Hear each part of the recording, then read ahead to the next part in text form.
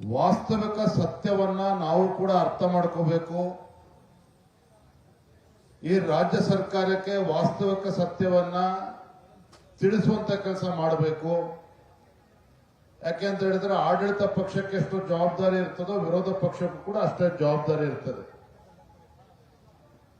ನಾನಿಲ್ಲಿರ್ತಕ್ಕಂಥ ರೈತರಿಗೆ ಮಾಧ್ಯಮದ ಸ್ನೇಹಿತರ ಮುಖೇನ ಒಂದು ವಿಚಾರವನ್ನು ತಿಳಿಸ್ತೇನೆ. ಭಾರತೀಯ ಜನತಾ ಪಾರ್ಟಿ ರೈತರ ವಿಚಾರದಲ್ಲಿ ಹುಡುಗಾಟಿಕೆ ಮಾಡೋದಕ್ಕೆ ನಾವು ಬಂದಿಲ್ಲ.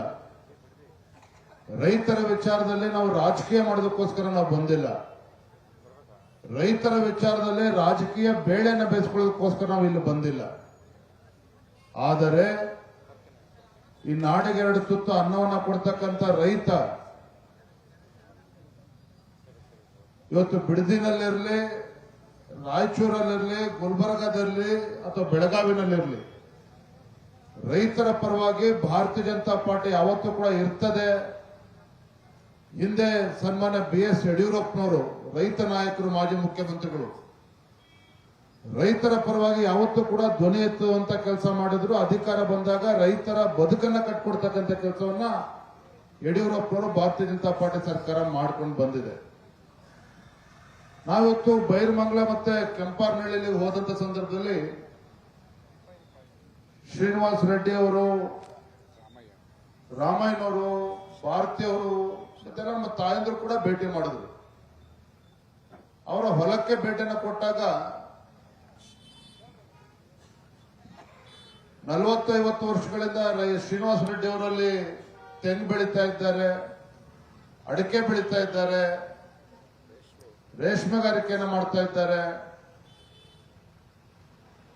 ಅಕ್ಕಪಕ್ಕದ ರೈತರು ಕೂಡ ಬಂದರು. ಹೇಳಿರ್ತಕ್ಕಂಥ ಮಾತನ್ನು ಪತ್ರಿಕಾ ಮಾಧ್ಯಮ ಸ್ನೇಹಿತರು ಗಮನಿಸಬೇಕು. ರಾತ್ರೋರಾತ್ರಿ ಬಂದು ಕೆಲವು ಗುಂಡಾಗಳು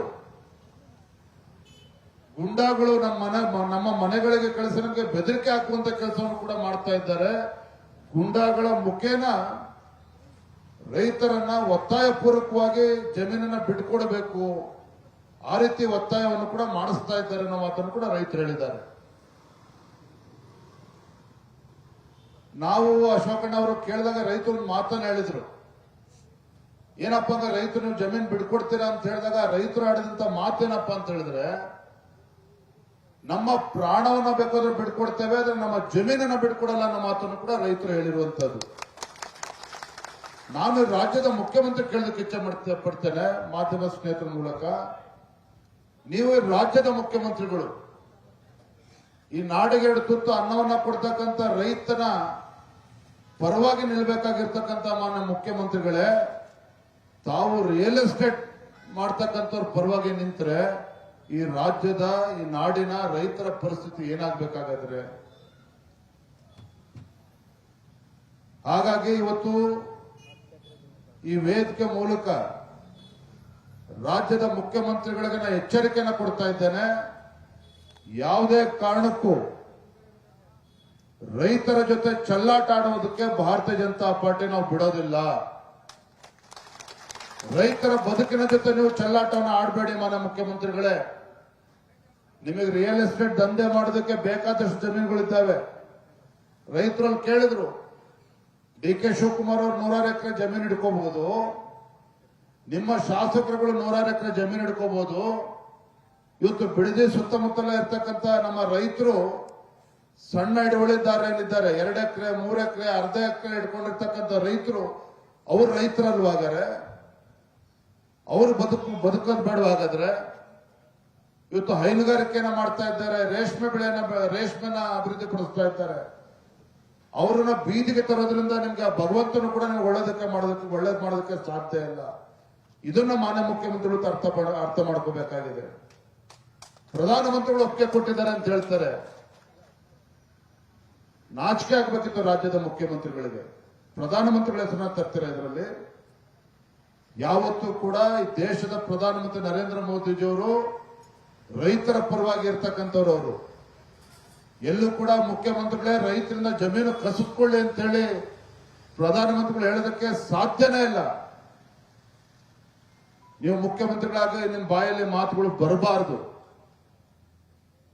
ಏನ್ ಬೆಂಗಳೂರು ಅಭಿವೃದ್ಧಿ ಆದ್ರೆ ರಾಜ್ಯ ಅಭಿವೃದ್ಧಿ ಆದಾಗ ನಿಜವಾಗ್ಲೂ ಕೂಡ ನಿಮಗೆ ರಾಜ್ಯದ ಅಭಿವೃದ್ಧಿ ಮಾಡಬೇಕು ಅಂತಕ್ಕಂಥ ಇಚ್ಛಾಶಕ್ತಿ ಇವತ್ತು ಕಾಂಗ್ರೆಸ್ ಸರ್ಕಾರಕ್ಕೆ ರಾಜ್ಯದ ಮುಖ್ಯಮಂತ್ರಿಗಳಿಗಿದ್ರೆ ಯಾವ ಕೈಗಾರಿಕೆಗಳನ್ನು ತರಬೇಕು, ಯಾವ ನೀವು ಟೌನ್ಶಿಪ್ ಮಾಡಬೇಕು, ಬನ್ನಿ ಉತ್ತರ ಕರ್ನಾಟಕಕ್ಕೆ ಕೊಡಿ, ಅವರಿಗೆ ಬರ್ತಕ್ಕಂಥವ್ರಿಗೆ ಕಾಂಪನ್ಸೇಷನ್ ಕೊಡಿ, ಇನ್ಸೆಂಟಿವ್ಸ್ ಕೊಡಿ, ಉದ್ಯೋಗನೂ ಸೃಷ್ಟಿ ಆಗ್ತದೆ, ಯುವಕರಿಗೆ ಉದ್ಯೋಗನೂ ಕೂಡ ಸಿಗ್ತದೆ, ರಾಜ್ಯ ಅಭಿವೃದ್ಧಿನೂ ಕೂಡ ಆಗ್ತದೆ. ಆದರೆ ಫಲವತ್ತಾಗಿರ್ತಕ್ಕಂಥ ರೈತರ ಜಮೀನನ್ನ ಬಿಡದಿಯಲ್ಲ ಎಲ್ಲೂ ಕೂಡ ಕಸಿದುಕೊಳ್ಳೋದಕ್ಕೆ ನಾವು ಬಿಡೋದಿಲ್ಲ,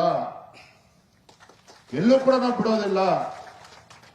ಇದನ್ನ ಸ್ಪಷ್ಟವಾಗಿ ತಿಳಿಸಬೇಕು. ಭಾರತೀಯ ಜನತಾ ಪಾರ್ಟಿ ನಿಮ್ಮ ಗುಂಡಾಗರ್ದಿಯನ್ನ ನಾವತ್ತು ಬಿಜೆಪಿ ಮುಖಂಡರವೆಲ್ಲ ಎಲ್ಲ ಬರ್ತೀವಿ ಅಂತ ಹೇಳಿದ್ರೆ ಪೋಸ್ಟರ್ ಕ್ಯಾಂಪೇನ್ ಮಾಡ್ತಾ ಇದ್ದಾರೆ. ನಾನು ಮಾಧ್ಯಮದ ಸ್ನೇಹಿತರ ಮುಖೇನ ರಾಜ್ಯದ ಮುಖ್ಯಮಂತ್ರಿಗಳು ಹೇಳೋದಕ್ಕೆ ಇಚ್ಛೆ ಪಡ್ತೇನೆ, ನಾವಿತ್ತು ಬಿಜೆಪಿ ಶಾಸಕರ ಮುಖಂಡರು, ಕಾಂಗ್ರೆಸ್ ಪಕ್ಷದ ಶಾಸಕರಲ್ಲ. ಕಾಂಗ್ರೆಸ್ ಶಾಸಕರಿಗೆ ದಬ್ಬಾಳಿಕೆ ಗುಂಡಾಗರ್ದಿ ಮಾಡ್ದಂಗೆ ನಮ್ಮ ಹತ್ರ ನೀವು ಗುಂಡಾಗರ್ದಿ ಮಾಡೋದಕ್ಕೆ ಬರಬೇಡಿ. ರೈತರ ಪರವಾಗಿ ಧ್ವನಿ ಎತ್ತಬೇಕಾಗಿರ್ತಕ್ಕಂಥದ್ದು ನಮ್ಮ ವಿರೋಧ ಪಕ್ಷವ, ನಮ್ಮ ಕರ್ತವ್ಯ ಕೂಡ ಇದೆ. ವಿರೋಧ ಪಕ್ಷದಲ್ಲಿದ್ರೂ ಕೂಡ ನಾವು ರೈತರ ಪರವಾಗಿ ಇರ್ತೇವೆ, ಆಡಳಿತ ಪಕ್ಷಕ್ಕೆ ಬಂದಾಗಲೂ ಕೂಡ ನಾವು ರೈತರ ಪರವಾಗಿ ಇರ್ತೇವೆ. ಆ ಭರವಸೆನ ಕೊಡೋದಕ್ಕೋಸ್ಕರ ನಾವು ಬಂದಿದ್ದೇವೆ. ಇಷ್ಟೇ ಸಂದರ್ಭ ಹೇಳ್ತಕ್ಕಂಥದ್ದು, ಮಾನ್ಯ ಮುಖ್ಯಮಂತ್ರಿಗಳೇ, ನಿಮ್ಮ ರಾಹುಲ್ ಗಾಂಧಿ ಅವರಿಗೂ ಕೂಡ ನಾನು ಪತ್ರವನ್ನು ಬರೆದಿದ್ದೇನೆ ಮೊನ್ನೆ. ಬೇರೆ ಬೇರೆ ರಾಜ್ಯಗಳಲ್ಲಿ ಹೋರಾಟವನ್ನು ಮಾಡ್ತೀರಿ, ನಿಮ್ಮದೇ ಸರ್ಕಾರ ಇವತ್ತು ಕರ್ನಾಟಕ ರಾಜ್ಯದಲ್ಲಿದೆ, ನಿಮ್ಮದೇ ಮುಖ್ಯಮಂತ್ರಿಗಳಿದ್ದಾರೆ. ರೈತರನ್ನ ಒಕ್ಕಲೆಬ್ಬಿಸ್ತಕ್ಕಂಥ ಕೆಲಸ ಅವಕಾಶವನ್ನ ಕೊಡಬೇಡಿ. ರಾಹುಲ್ ಗಾಂಧಿ ಅವರೇ, ನೀವು ಕೂಡ ಮುಖ್ಯಮಂತ್ರಿಗಳಿಗೆ ಆಗ್ರಹ ಪಡಿಸಿ. ಯಾಕಂದ್ರೆ ಒಂದ್ ಮಾತು ಕೇಳಿದ್ರೆ ಅವ್ರು ಮುಖ್ಯಮಂತ್ರಿ ಕುರ್ಚಿ ಉಳಿಸ್ಕೊಳ್ಳೋದಕ್ಕೋಸ್ಕರ ಆದ್ರೂ ರೈತರ ಪರವಾಗಿ ನಿಲ್ತಾರೆ. ಡಿ ಕೆ ಶಿವಕುಮಾರ್ ಅವರು ಮುಖ್ಯಮಂತ್ರಿ ಕುರ್ಚಿ ಉಳಿಸ್ಕೊಳ್ಬೇಕಾದ್ರೂ ಕೂಡ ರೈತರ ಪರವಾಗಿ ನಿಲ್ಲೇಬೇಕಾದಂತ ಅನಿವಾರ್ಯತೆ ಬರ್ತದೆ. ಇಷ್ಟೇನ ಹೇಳುವಂಥದ್ದು, ರೈತರ ಹೊಟ್ಟೆ ಮೇಲೆ ಹೊಡೆದು ರೈತರ ಕಣ್ಣಲ್ಲಿ ನೀರನ್ನ ಸುರಿಸ್ತಕ್ಕಂಥ ಯಾವುದೇ ಸರ್ಕಾರ ಇರ್ಬೋದು, ಅವ್ರು ಒಳ್ಳೇದಕ್ಕೆ ಸಾಧ್ಯ ಇಲ್ಲ, ಅವ್ರು ಒಳ್ಳೇದಾಗೋದಕ್ಕೆ ಆಗೋದಿಲ್ಲ.